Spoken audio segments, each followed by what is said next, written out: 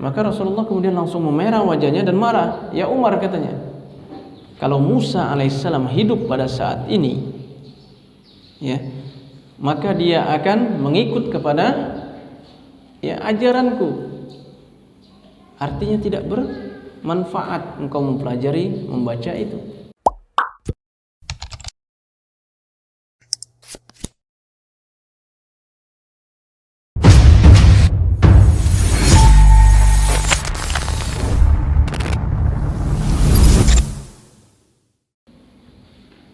Ya, silakan. Waalaikumsalam warahmatullahi wabarakatuh.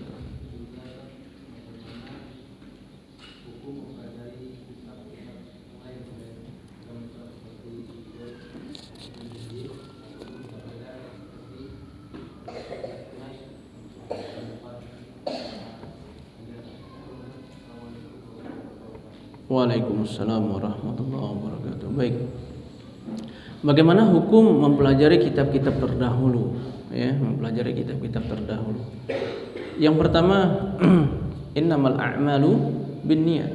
Sungguhnya amal itu sesuai dengan niatnya, ya. Wa innamal likulli imri'in ma nawa. Dan setiap amal itu harus disertai dengan niat, ya. Artinya apa? Niat kita untuk apa? Kalau niat kita adalah untuk membenarkan Al-Quran, untuk membela Al-Quran, ya, maka ini tidak apa-apa, ya. Tetapi kalau niat kita adalah, ya, untuk mendalami kitab-kitab mereka, ya, dengan harapan terjadi persamaan, lalu dari sana, ya, kita berpikir bahwa oh ini juga benar, ya, akhirnya kita kemudian menganggap bahwa sama saja, kitab ini juga benar, kitab itu juga benar, maka ini tidak dibolehkan. Suatu ketika Umar bin Khattab, ya, dia memegang suhuf, ya, memegang suhuf, ya. Kemudian dilihat oleh Rasulullah. Ditanya oleh Rasulullah, "Ya Umar," katanya, "apa yang ada di tanganmu?" Maka Umar mengatakan, "Ini adalah kitab, ya, dari Musa, ya. Suhuf Musa," katanya, ya. Jadi lembaran-lembaran, ya, dari Taurat. Maka Rasulullah kemudian langsung memerah wajahnya dan marah. Ya Umar, katanya, kalau Musa alaihissalam hidup pada saat ini, ya, maka dia akan mengikut kepada ajaranku. Artinya tidak bermanfaat engkau mempelajari, membaca itu.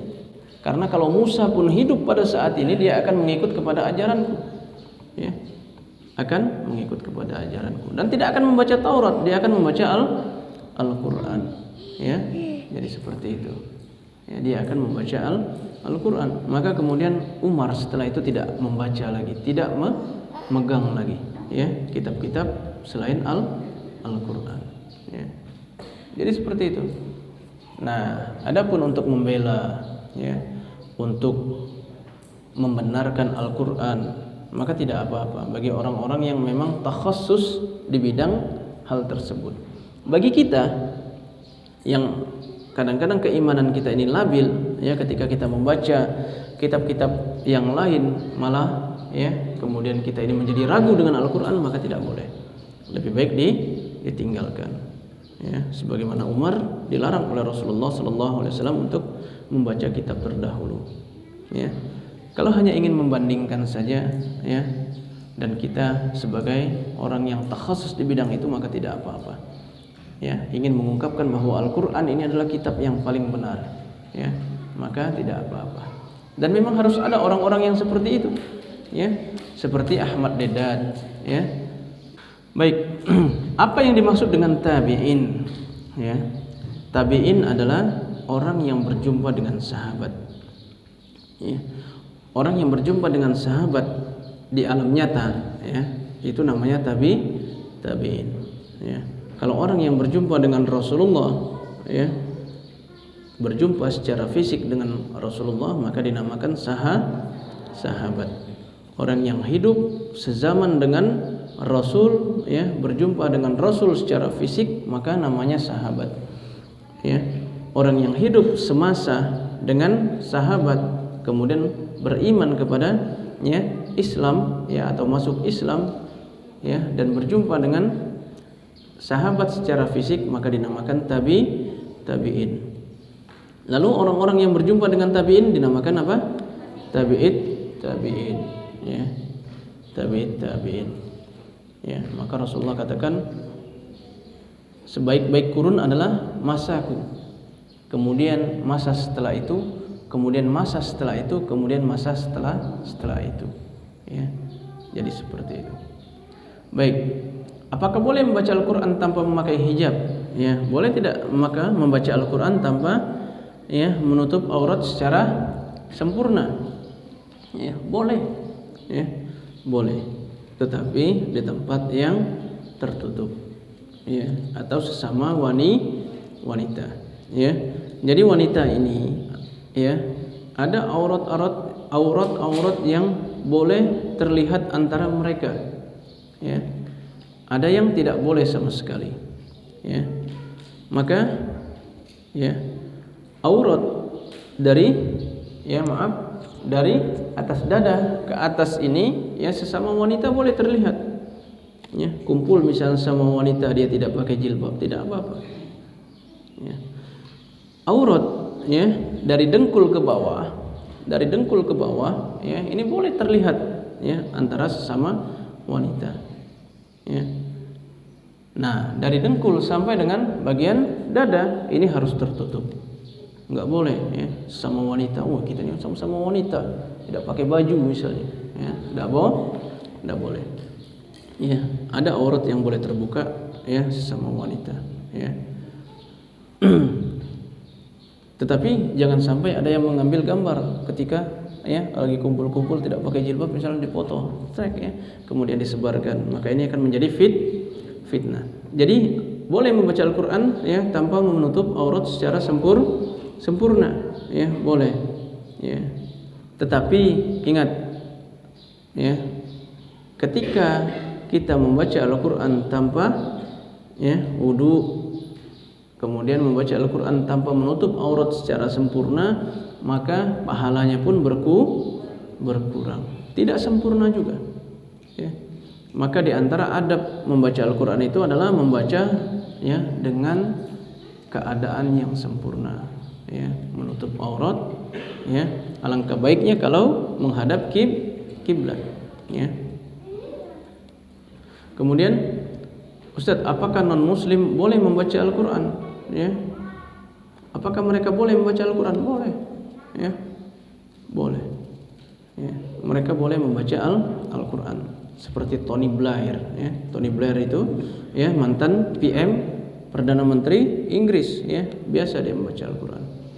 Atau di Indonesia ini ada ya politikus ya, ya. Yang terkenal dia bukan muslim ya, seperti siapa? Rocky Gerung ya, terkenal dia sering baca Al-Qur'an ya. Tetapi mereka belum ya mendapatkan hidayah. Boleh mereka membaca Al-Qur'an karena Al-Qur'an ini diturunkan bukan untuk umat Islam saja, tetapi untuk seluruh umat ya. Cuman kalau seandainya mereka menghinakan Al-Qur'an, nah ini yang tidak boleh ya. Dibaca sembarangan ya, dibawa Al-Qur'an untuk ke WC, dikiranya koran ya, sambil dia buang air besar. Nah, ini enggak boleh ya. Itu menghinakan Al-Qur'an. Artinya dibolehkan membaca itu adalah ya ketika kita tahu kita bolehkan mereka membaca, tidak kita ambil Al-Qur'an tersebut ya apabila mereka tidak menghinakan Al-Qur'an. Kalau menghinakan, apa ini Al-Qur'an? Dibacanya kemudian diletakkannya di lantai, diinjak-injaknya. Nah, itu. Ya, itu tidak boleh. Baik, ada lagi yang ditanyakan, ikhwan, akhwat, ya, ya, silakan. Assalamualaikum warahmatullahi wabarakatuh. Waalaikumsalam. Bertanya Pak, dari kisah yang Ustaz sampaikan tadi, kan ada yang ini, ada zaman Rasulullah itu kan ada yang melakukan zina kan, orang Yahudi, terus orang Yahudi itu ini apa kitabnya bahwa dia tuh menutupi bahwa tidak ada hukum rajam.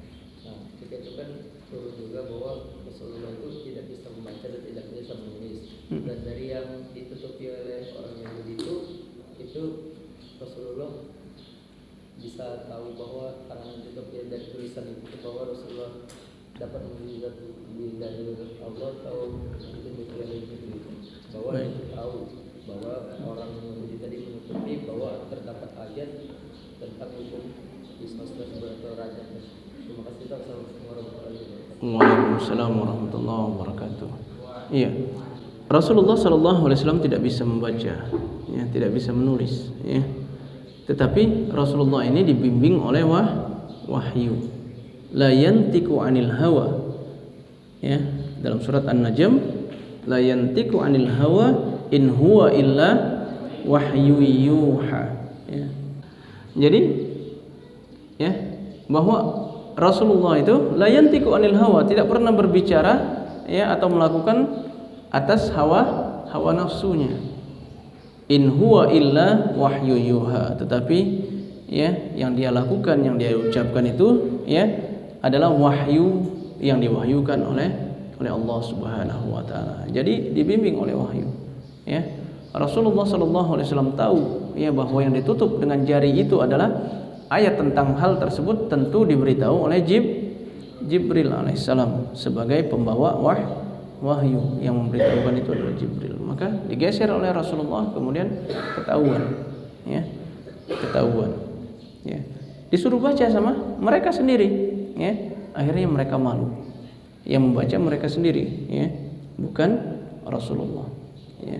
Karena Rasulullah tidak bisa membaca. Jadi seperti itu. Jadi apapun tindakan yang dilakukan oleh Rasulullah sallallahu alaihi wasallam itu selalu dalam bimbingan wahyu. Ya, bimbingan wahyu. Maka Rasulullah itu terbebas dari kesalahan dalam menyampaikan risalah. Ya, terbebas. Ya, terbebas dari kesalahan menyampaikan tentang agama ini. Adapun tentang kesalahan-kesalahan yang manusiawi, ya, maka dia adalah manusia, bashar, ya. Yang membedakan apa? Yang membedakan bahwa Rasulullah itu diberikan wahyu. Maka Rasulullah juga merasakan sakit sebagaimana manusia sakit, ya. Rasulullah juga ya merasakan lelah sebagaimana manusia merasakan lelah, ya. Jadi seperti itu. Tetapi dia tidak akan pernah salah dalam menyampaikan tentang risalah, tentang wahyu, ya. Dia kecapean misalnya, ya. Dalam sejarah ketika perang Khandaq, ya, Rasulullah sallallahu alaihi wasallam pernah mengqadha salat asar. Kenapa? Karena saking sibuknya ya menggali Khandaq tersebut, ya, menggali Khandaq tersebut sampai mereka terlewat salat asar. Matahari sudah akan terbenam, ya. Maka Umar buru-buru mendekati Rasulullah. Ya Rasulullah, katanya, waduh, saya belum sholat nih, gimana ini? Ya. Maka Rasulullah katakan juga kepada Umar, ya, saya juga belum. Katanya. Ternyata semua sahabat belum sholat. Saking pentingnya, ya, apa yang dilakukan pada saat itu, yaitu membuat khandaq, ya, membuat parit, ya. Maka Rasulullah, ya, sampai lalai atau lupa, ya, tentang untuk melakukan salat asar, ya. Jadi Rasulullah sampai lupa. Nah, hal-hal seperti ini adalah suatu yang manusiawi, ya, yang manusiawi. Hikmahnya apa? Kemudian kita tahu tentang bagaimana cara mengqadha salat. Maka Rasulullah sallallahu alaihi wasallam karena matahari akan terbenam, ya. Kata Rasulullah, tunggu sampai matahari terbenam sampai masuk waktu maghrib. Ketika masuk waktu maghrib, maka Rasulullah kemudian mengqadha salat asar dulu. Ya, bukan salat maghrib dulu, tetapi salat asar. Ya, salat asar dulu 4 rakaat, baru kemudian salat maghrib. Salat asarnya adalah qadha. Ya, salat maghribnya ya tepat pada waktunya. Nah, di sini kemudian kita belajar, oh, salat qadha itu harus mendahulukan salat yang dahulu. Ya. Zuhur, asar, maghrib. Yang kita tinggalkan misalnya sampai maghrib, dari zuhur, asar sampai maghrib kita ya tertidur, ya. Dari jam 11 itu tertidur, ya. Karena kecapean tertidur, ya. Dan tidak bangun-bangun. Ketika bangun sudah maghrib, ya. Ketika bangun sudah maghrib, masya Allah, sudah maghrib, ya. Maka dia tidak boleh sholat maghrib dulu, dia harus sholat apa? Zuhur dulu. Baru sholat asar, kemudian sholat maghrib. Kalau dia sholat maghrib, Allahu Akbar, rakaat ketiga dia ingat bahwa dia belum sholat zuhur dan belum sholat asar, maka seketika itu batalah sholat maghribnya. Kenapa? Karena dia harus mendahulukan dulu yang diqadha tadi, ya, yang diqadha tadi, yaitu zuhur dulu, asar, baru maghrib.